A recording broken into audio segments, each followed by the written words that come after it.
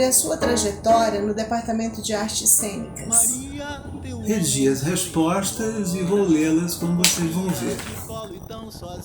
Cheguei ao CEM em março de 2011, 5 anos depois de um doutorado em literatura brasileira, no qual estudei dramaturgia, o que já havia feito no mestrado.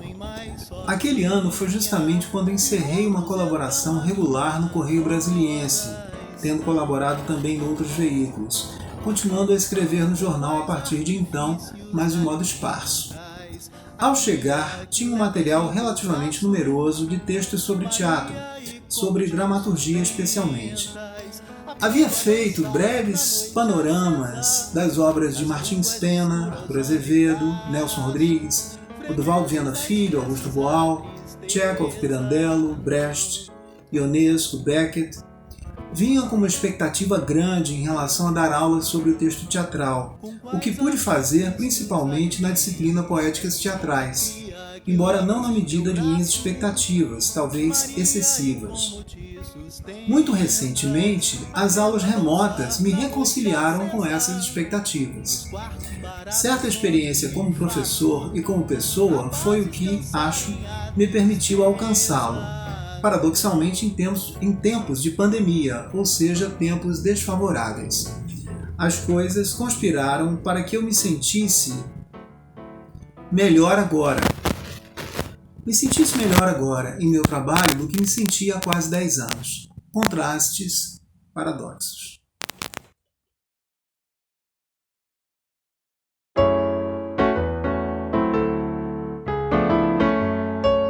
Como você percebe a presença e as reverberações do Departamento de Artes Cênicas no Distrito Federal? O departamento e seus professores são admirados e respeitados na cidade. Somos também menos conhecidos fora de Brasília do que deveríamos ser, o que decorre de um relativo isolamento cultural da cidade, isolamento que, a meu ver, persiste. As causas do exílio brasiliense parecem estar ligadas à própria distribuição dos meios de produção cultural pelas várias capitais brasileiras, ou melhor, estão na concentração desses meios em São Paulo e no Rio. Os grandes jornais, as grandes produtoras de teatro e cinema, as editoras, as emissoras de televisão amontoam-se nessas duas grandes cidades. Minorando os efeitos dessa concentração, que em boa medida marginaliza tudo ou quase tudo o que é feito longe daqueles polos, temos o fato de que produtoras estatais como CCBB e Caixa Cultural, entre outras, se acham também no DF. O resultado da posse dos meios de produção é, afinal, o domínio da opinião e da consciência dos espectadores, ou potenciais espectadores, de todos nós, enfim. Então, se estamos excluídos do mainstream, da corrente principal cultural do país, poderíamos explorar melhor as rotas alternativas, não necessariamente de massa ou de multidão, que existam a nosso dispor, ou ainda outras novas que valeria criar ou ampliar. Constato problemas, não tenho respostas.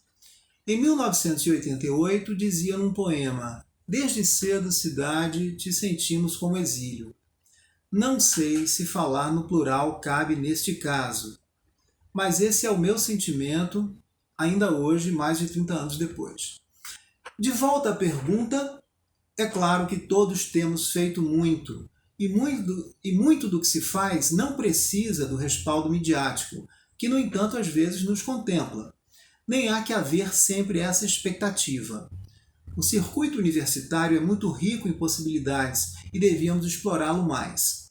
Contudo, permanece a percepção de que a curiosidade de nosso eventual público se deixa monitorar até o excesso pela grande mídia, internet incluída. Assim, obras e reflexões belas ou densas por vezes se perdem ou evaporam cedo demais. Algum espírito coletivo, sem bairrismo, porém mais solidário, pode ajudar a mudar o quadro.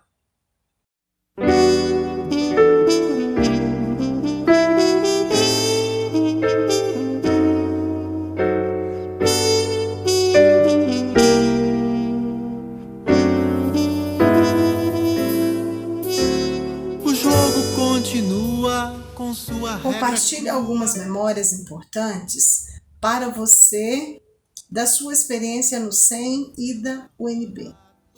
Quando a gente percebe que comunicou algo que emprestou aos estudantes ideias úteis para pensar em teatro, que deles recebeu o retorno que nos permite ir mudando a cada ano ou semestre o repertório do que procuramos levar às aulas, que houve troca, enfim, temos o sentimento de tarefa provisoriamente cumprida. E isso é muito bom. Dar aulas não é apenas falar sobre esse ou aquele assunto, demorei a entender, mas sobretudo permitir que o outro fale, fornecer instrumentos para que encontre as próprias palavras. Falei bonito agora, não? Momentos de compartilhamento de ideias com colegas também ficam na memória. E ao final das orientações dos trabalhos de conclusão de curso ou de mestrado, participo do mestrado profissional em artes desde 2014, é boníssimo perceber que ajudamos o estudante a realizar o seu projeto. O trabalho no Prof. Artes nos gratifica, sobretudo porque os orientandos poderão levá-lo concomitantemente às escolas públicas do DF, onde atuam. Sofre afinal, ou tudo é por engano. Quais são as suas prospecções para as próximas gerações de estudantes do SEM? Com a pandemia, o domínio de novos meios se acelerou. Isso deve se refletir no fazer teatral e no fazer pedagógico. O teatro sempre será valioso justamente por ser presencial, porque propicia o que nenhum meio eletrônico, por definição, pode propiciar: estarmos juntos neste local para ver esse espetáculo agora. Ouvi isso do diretor português Joaquim Benite e muita gente concordaria com ele. No entanto, creio que formas híbridas estão por vir, eletrônico-presenciais. E as próximas gerações do SEM, antenadas sempre, certamente responderão às novas circunstâncias. Será importante que as próximas gerações tenham notícia da história do teatro brasiliense, para o qual os artistas do SEM vêm contribuindo. Que se passe o bastão com eficiência. Recordo ainda a obra dos dramaturgos da cidade. Um dia, atores, diretores e autores brasilienses acordarão nos braços uns dos outros. Desesperado espera a razão. Tem algo mais que você gostaria de falar? Sim. Acho que além de pensar o futuro e exatamente para melhor preparar o futuro, temos de dar atenção ao passado, com toda a humildade que pudermos ter. Somos também um conservatório, uma instituição que, como diz essa palavra, conserva o já feito no sentido de guardar a memória do que de bom se tenha realizado em teatro, nas demais artes e em sua pedagogia. Seria ingênuo pretender construir somente a partir das rupturas, que tem de ter com o que romper e o que recusar. Do contrário, serão nada. Acho ainda que nos faz falta uma semana de arte moderna do teatro. Aliás, a semana propriamente dita completará 100 anos em 2022. E podemos pensar em algo por aqui. Sugiro uma semana de artes modernas. Ou por outra, fez falta não ter havido teatro na Semana de Arte Moderna em 1922. O evento envolveu literatura, pintura e música tão somente. É verdade que outras semanas ocorreram para o teatro brasileiro. Em 1943, com os comediantes Ziembinski e o Vestido de Noiva de Nelson Rodrigues, ou nos anos 1960, com os grupos Arena, Oficina, Opinião. Ressalto a esse respeito o nacionalismo cosmopolita de que falava Mário de Andrade. Acredito que nas últimas décadas temos assimilado as tendências internacionais sem o filtro crítico, tanto artístico quanto ideológico, que devíamos usar a todo tempo. Esse filtro também se aprende, se exercita e devemos utilizá-lo. Há uma aparente dificuldade para a expressão das pautas identitárias tão emergentes nos moldes da estética pós-dramática, que tende a diluir as identidades ou a relativizá-las.